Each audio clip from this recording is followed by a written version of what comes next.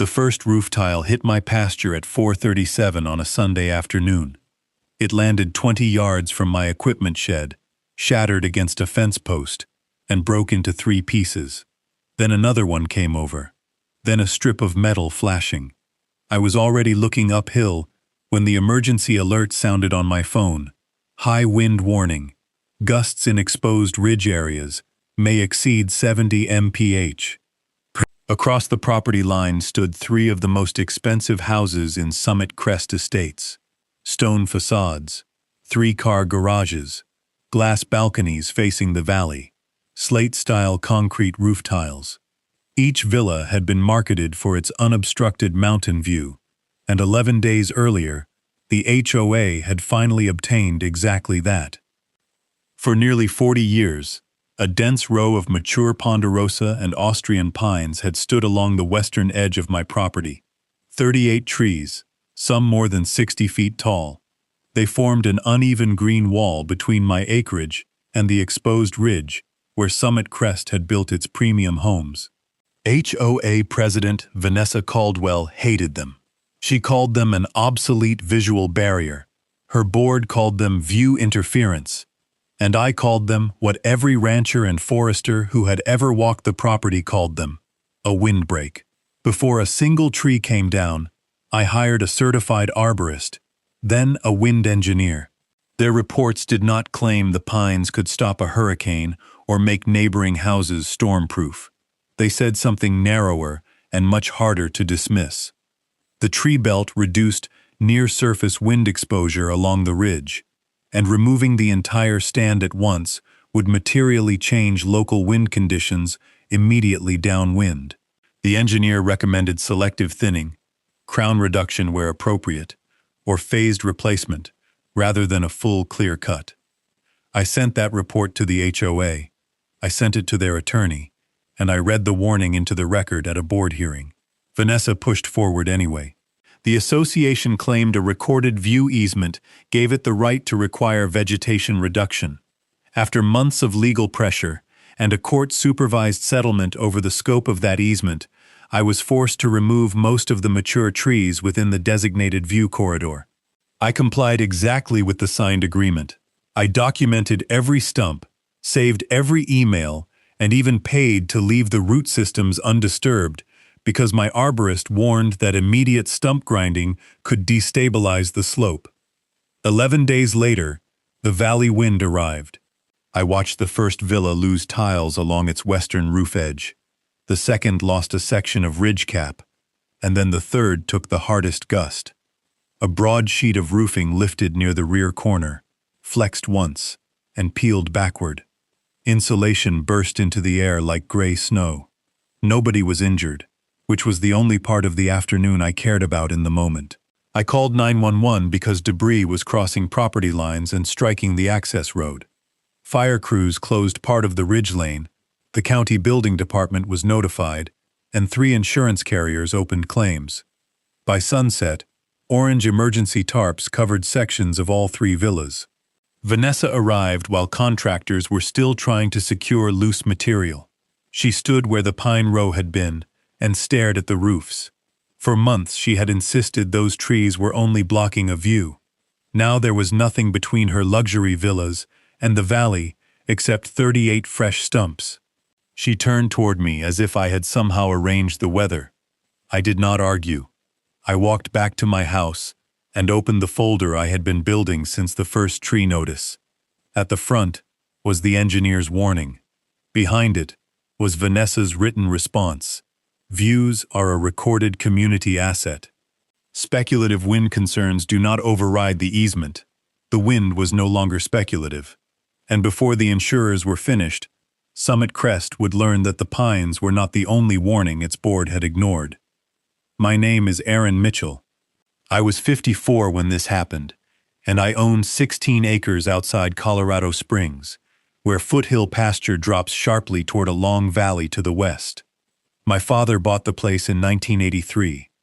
Back then there was no Summit Crest Estates, no clubhouse, no architectural committee, no million-dollar houses on the ridge, just our farmhouse, a pole barn, some horses, open grassland, and a wind that could become brutal whenever weather moved through the valley. Dad planted the first pines himself. Not all 38. The original row was 24 trees. A county extension agent helped him plan it after 2 winters, when gusts repeatedly damaged fencing and stripped soil from the western pasture. Over the next decade, Dad filled gaps and added a second staggered line. By the time I inherited the property, the trees looked almost natural. They were not ornamental, and their spacing told you that. They had been placed to break up wind before it reached the house, barn, and upper pasture. After my wife, Lisa, died, I stayed on the property partly because every corner of it reminded me of a life that had actually been lived there. Her herb beds were still beside the kitchen, and the old blue bench she painted sat under the northernmost pine. I was not emotionally attached to every branch. Trees sometimes need pruning, and trees sometimes become hazardous. I had removed 3 over the years when arborists recommended it. But I understood what the row did, and you could feel the difference. On a windy day, the pasture west of the pines would roar. Walk 50 feet behind them, and the gusts became broken, uneven, less aggressive. Summit Crest arrived much later. The original developer purchased the ridge parcel around 2012, and most of the community was built farther east. Then a luxury phase called the Overlook was approved along the western edge, and 3 villas went up directly above my tree line. They were enormous, each selling for well over $1 million, and their marketing materials emphasized sunset views across the valley. The developer also recorded a limited view easement, affecting a strip along the edge of my parcel, which had been negotiated with my father during an earlier access settlement. It allowed reasonable management of vegetation within a defined corridor to preserve specific view angles. It did not say every tree could be removed whenever somebody wanted a wider panorama. For years, nobody interpreted it that way. The developer occasionally requested selective pruning, and we worked it out. Then Vanessa Caldwell became HOA president. Vanessa owned the middle villa, a fact that would become extremely important. She had been a commercial real estate executive before retiring, and was excellent at presenting personal preferences as community objectives. Within months of becoming president, she created what she called the Western View Preservation Initiative. The board hired a landscape consultant, photographs were taken from balconies, sight lines were drawn, and my pines were labeled primary obstructions. The first letter asked me to reduce the trees by approximately 20 feet. My arborist, Paul Henderson, explained that topping mature pines that aggressively could create structural problems and poor regrowth, recommending selective crown work instead. I sent his recommendation, and the HOA rejected it. The next proposal called for removing 14 trees, then 21, and eventually Vanessa demanded removal of almost the entire mature row within the easement corridor. That was when I hired attorney Melissa Grant. Melissa reviewed the easement and immediately noticed the conflict. The document spoke about reasonable vegetation management, but the board was treating it as a permanent right to a treeless horizon. We also learned that the 3 villas most affected belonged to Vanessa, board treasurer Douglas Reed, and architectural committee chair Patricia Sloan. The people pushing hardest for removal were the exact owners whose views would improve. That did not automatically invalidate the easement, but it made every decision worth documenting. If you own older property beside a new HOA, preserve the original deed, recorded easements, amendments, surveys, and every version of any agreement affecting your land. A board handbook can summarize rights, but it cannot quietly enlarge them. And if you have ever seen a community improvement that benefited a few board members much more than everybody else, leave your thoughts in the comments. Share this story with someone who owns property near a hillside or subdivision, because the most important evidence often exists years before the dispute begins. At that point, I still thought we were arguing about trees. I had no idea the original engineering files for Summit Crest contained a warning about those same trees. Paul Henderson inspected every pine. 34 were healthy, 2 had moderate crown defects that could be managed, and 2 showed enough decline that he recommended removal regardless of the HOA dispute. His report also warned against topping. Vanessa called that evasive. She wanted the view corridor opened. Melissa suggested mediation, and the HOA agreed, but its position barely moved. Then I made the decision that changed the case. I hired Dr. Kevin Shaw, a structural engineer who specialized in wind effects on low-rise buildings and terrain exposure. I was careful about what I asked. I did not ask him to prove that cutting my trees would destroy Vanessa's house. That would have been ridiculous. I asked a practical question. Would removing a mature tree belt along an exposed valley edge materially alter wind exposure on the properties immediately downwind? Kevin visited twice. He measured tree height and spacing, reviewed topographic maps, looked at prevailing severe wind directions, and examined the ridge. He also reviewed publicly available site plans for the overlook. His report was 28 pages, mostly technical, but the conclusion fit on one page. The trees did not function as an engineered wind barrier, and no responsible professional could guarantee what would happen during any particular storm. But the mature belt increased surface roughness and disrupted near-ground flow.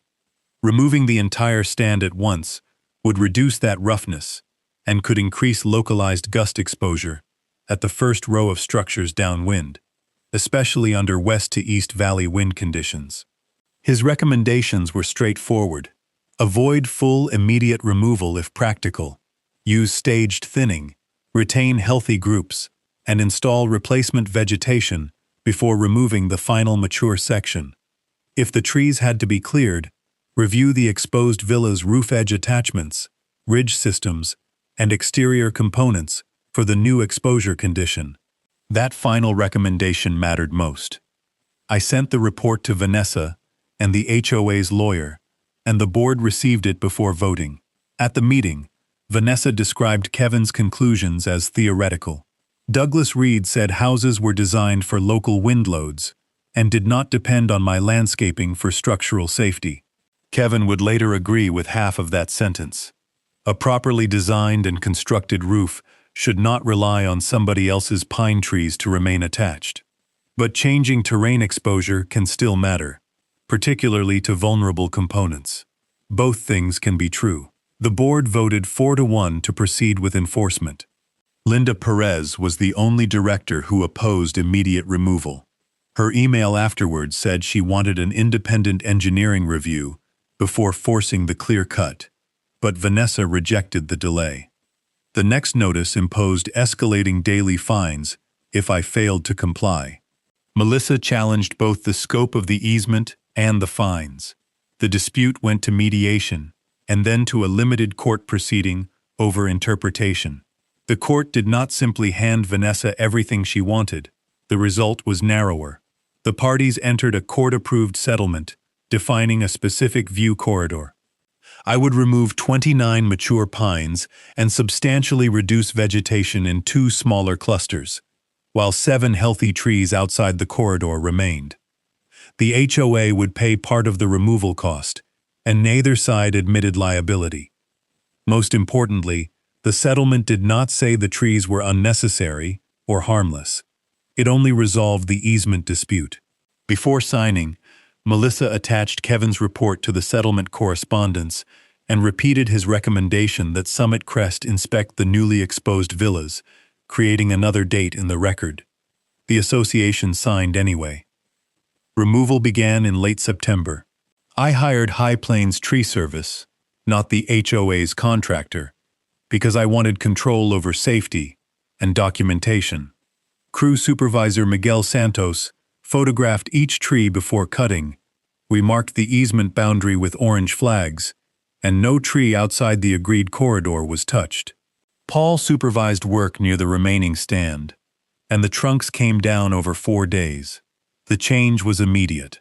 For the first time in my life, I could stand behind the barn and see all 3 villas clearly, and they could see my entire pasture.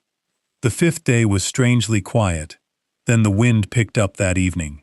Nothing serious happened. Vanessa sent the board a message congratulating everyone on finally restoring the western vista. A community newsletter followed, including a sunset photograph taken from her balcony, with the caption, "The overlook view restored." 10 days later, the National Weather Service issued a high wind warning.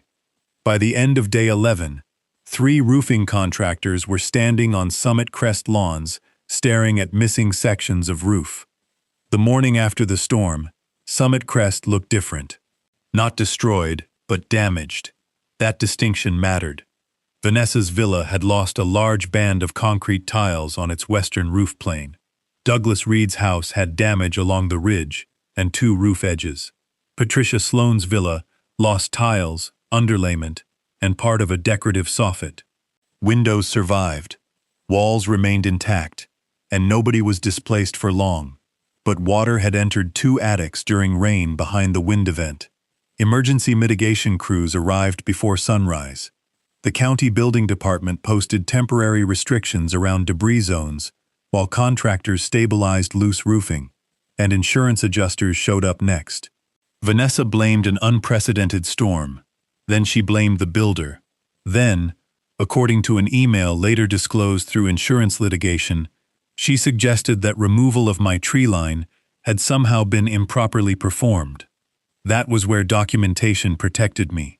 My contractor had followed the settlement. The trees were removed from my land. The HOA had demanded the removal. Its attorney had approved the corridor, and its board had received Kevin's report. Melissa sent one short response. Mr. Mitchell performed the work required by the signed agreement. Any allegation that the removal itself was unauthorized is contradicted by the association's own enforcement record. Then Kevin returned, but this time, he was not working only for me. One of the villa insurers retained a separate engineering firm, Front Range Forensics. Another carrier hired a roofing consultant, and the HOA's master insurer appointed coverage counsel. Nobody wanted assumptions. They wanted causation. Front Range inspected the damaged roofs and found something important. The wind had not affected every part of each house equally. Damage concentrated on western edges, corners, ridge components, and sections where uplift pressures were highest. That pattern was consistent with wind, but investigators also discovered construction vulnerabilities. Some tile attachment spacing differed from what the approved drawings required. Several ridge components relied on fastening details that had not been installed consistently, and on Patricia's villa, one soffit attachment was weaker than specified.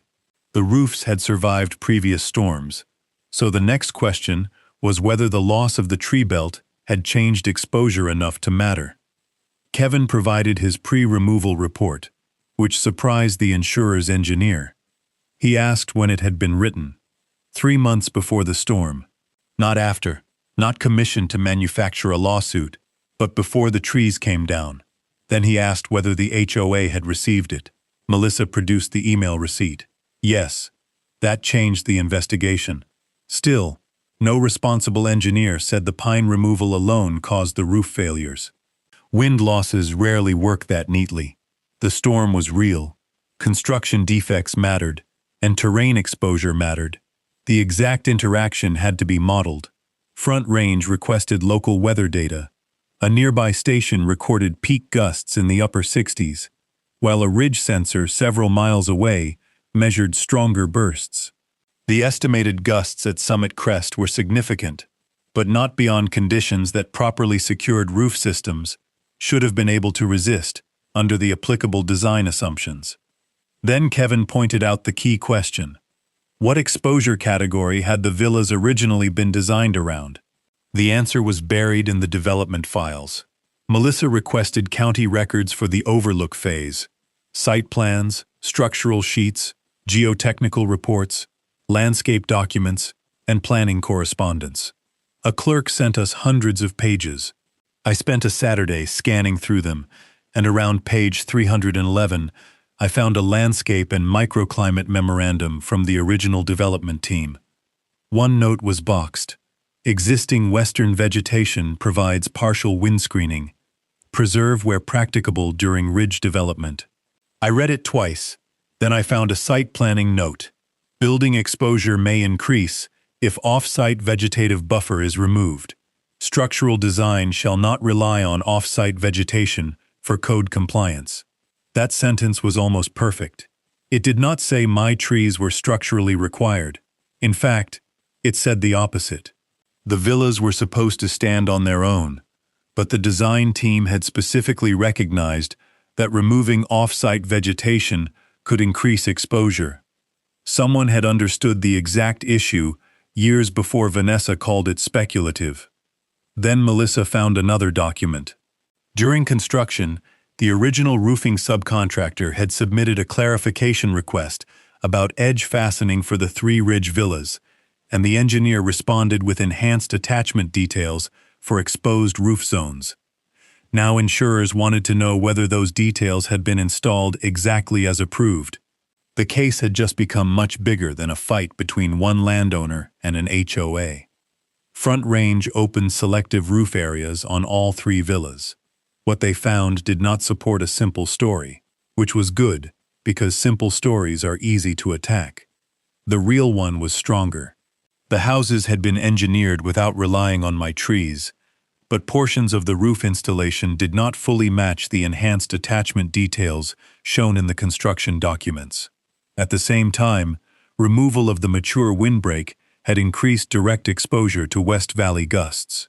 The storm then delivered the first major high wind event after that change. The engineering conclusion used careful language.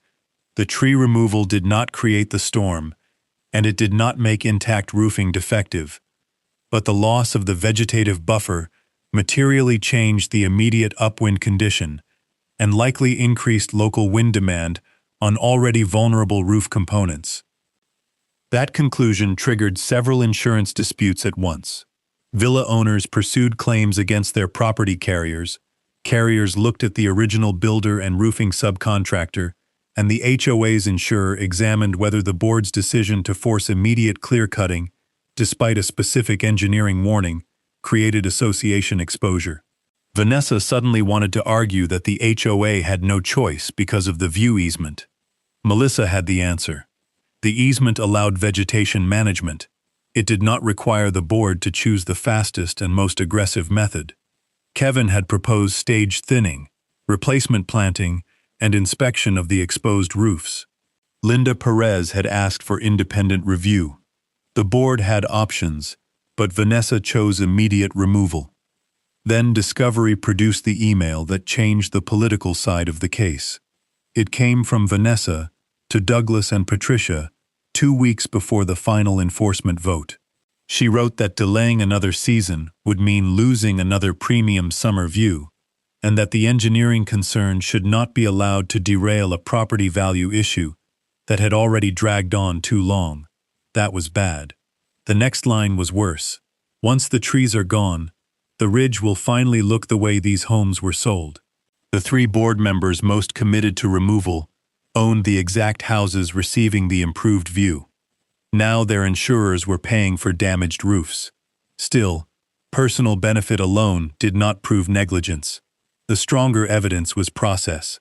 The board had a professional warning, an alternative, a director asking for review, and original development records acknowledging that removal of western vegetation could increase exposure. The question became whether Summit Crest should have conducted the recommended roof review before eliminating the buffer. The HOA's carrier eventually took the position that the association faced meaningful risk in litigation. At the same time, the builder's insurer accepted that certain installation deviations contributed to the failures. Nobody got to place 100% of the blame on one party. A mediated allocation followed.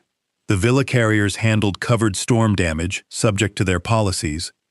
The builder-side parties contributed toward portions associated with installation defects, and the HOA's insurer funded part of the disputed exposure and mitigation costs tied to the association's vegetation decision. The exact allocation was confidential, but the repair totals were not. Across 3 villas, emergency drying, roofing replacement, interior repairs, engineering, temporary protection, and exterior restoration pushed total losses well into six figures. And Summit Crest still had another problem. There was no longer any meaningful windbreak. The county did not order me to replace trees I had legally removed under the settlement, and the HOA could not simply demand I recreate the condition it had spent months eliminating. If Summit Crest wanted wind mitigation now, it would have to participate in a solution. That was when Vanessa finally stopped talking about views. County inspectors required repair permits for the damaged roof assemblies. Because the three homes were similar and built during the same phase, the building department asked for engineer-reviewed repair details.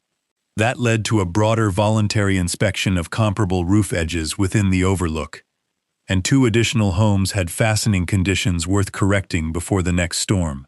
They had not lost roofing yet, and owners fixed them, which may have prevented another claim. Meanwhile, Summit Crest hired an independent landscape architect and wind consultant. Not Kevin, the board wanted a separate opinion, and I supported that. Their consultant reached essentially the same practical recommendation. Do not recreate one rigid wall of identical trees. Use a layered vegetative buffer, a mix of wind-tolerant evergreens and lower native species, staggered spacing, and enough porosity to reduce turbulence rather than trying to create a solid barrier. Most of it would need to sit on HOA property because I was not giving them a new landscaping easement over my acreage. They also proposed a smaller replacement strip along my side, if I voluntarily agreed. I was open to that, but this time, I wanted everything written. Who owned the trees? Who maintained them? What could be pruned? What could not be removed for views without review? And who paid? Summit Crest agreed. Then came the public board meeting. It was the largest meeting the community had held in years. Residents had seen the tarps. They knew insurance companies were involved, and they had also learned that Vanessa, Douglas, and Patricia owned the three houses directly behind the removed windbreak. Linda Perez opened the discussion by displaying the timeline. First tree demand, Paul's arborist report, Kevin's engineering warning, her request for independent review, Vanessa's decision to proceed, court-approved removal agreement, trees cut, and 11 days later, wind damage. Then she displayed the original developer memorandum. Existing western vegetation provides partial wind screening. The room became completely quiet. One homeowner asked whether the original developer had told the HOA about that document. Management admitted it had been in archived project records, but had not been reviewed before the enforcement campaign. Another resident asked why the board had not accepted Kevin's proposal to thin the row gradually. Vanessa said the easement dispute had already lasted too long. Then somebody asked the question that ended her presidency. Would you have pushed this hard if your own villa had not been behind those trees? Vanessa said the issue benefited the entire community, but the resident pointed out that most owners could not even see my tree line from their homes. The room turned, not into chaos, but into scrutiny, which was worse. People started asking about conflict disclosures, board minutes, legal spending, insurance deductibles, engineering costs, and why three directors with the greatest personal view benefit had voted on the enforcement strategy. A motion was introduced requiring board members to disclose direct property-specific benefits before voting on future architectural or easement enforcement, which passed. Another required independent technical review before the HOA demanded removal of mature vegetation on steep slopes, drainage corridors, or identified wind exposure zones, which passed unanimously. Then the board voted to remove Vanessa from the landscape and architectural committees. Douglas resigned as treasurer within a week. Patricia stepped down from the architectural committee, and Vanessa initially refused to resign as president. A recall petition gathered enough signatures to force the issue, and she resigned before the vote. Linda became interim president. Her first email to me contained exactly 12 words. We should have listened before making the trees everybody else's problem. That was the first apology I received, and it was also the only one I needed. The new wind buffer took almost a year to design and plant. It looked nothing like the old pines, which was intentional. The HOA's consultant designed a layered system on Summit Crest property, with additional trees on my side, under a separate voluntary agreement: young ponderosa, limber pine, native shrubs, and smaller wind-tolerant species. The trees were spaced so they would break up airflow as they matured, without creating the same solid visual wall Vanessa had hated. The HOA paid for planting and 5 years of establishment care. My agreement prohibited using future view complaints as an excuse for clear-cutting the buffer without professional review. The repaired villa roofs received upgraded edge attachments and revised ridge details. The other ridge homes were inspected, and insurance claims closed. The court dispute over the old easement was formally resolved, and every fine against me disappeared as part of the settlement. Summit Crest reimbursed the agreed legal and professional costs connected to enforcing removal beyond what reasonable vegetation management should have required. The board also adopted a conflict of interest policy stronger than the old one. None of that brought my father's pines back, and that part bothered me more than the legal fight. For months, the western edge of my land looked unfinished. 38 stumps, open sky, and no shade under the old row. The blue bench Lisa painted had to be moved beside the barn because the tree above it was gone. But land changes, and I knew that better than most HOA boards, so I planted too. Not because Summit Crest ordered me, but because eventually I wanted another living windbreak there, one that belonged entirely to me. One autumn afternoon, about 2 years after the storm, I stood near the new trees while another high wind system moved through the foothills.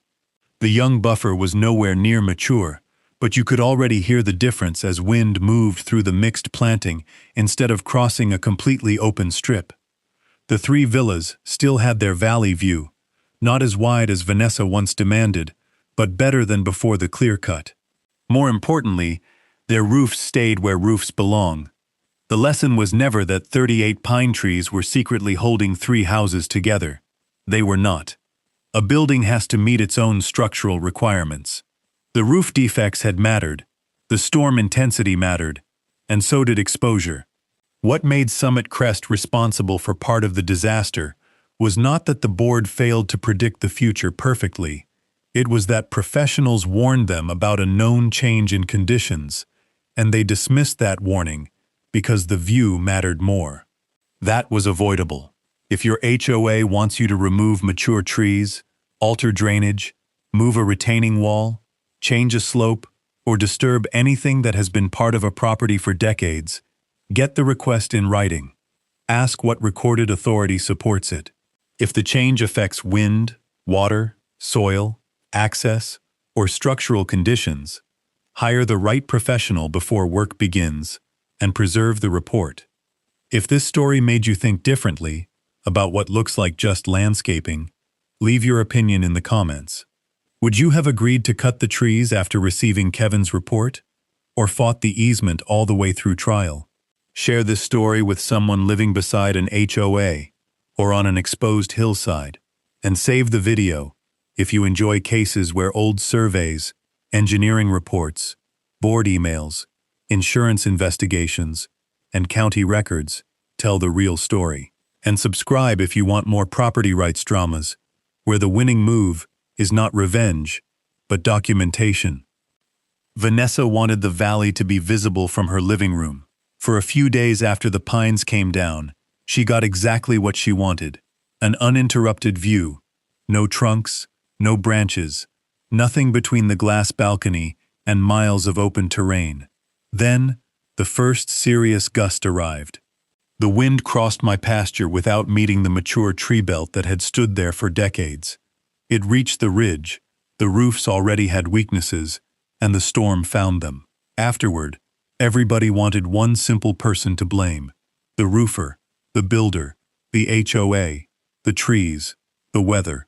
The engineering told a more complicated story, which is usually how real failures happen. Several small decisions line up: a vulnerable attachment, a stronger exposure, a board that ignores a warning, a storm arriving at exactly the wrong time. What mattered to me was that the evidence existed before the damage. Paul had warned against aggressive treatment. Kevin had warned about changed wind exposure. Linda had asked for another review, and the developer's own files had warned that removing off-site vegetation could increase exposure. Nobody could honestly say the issue had appeared out of nowhere. Summit Crest did not lose because I yelled louder. I barely raised my voice through the entire dispute. It lost because the paper trail showed that opening the view had become more important than understanding what was being removed. They thought they were cutting down 38 trees.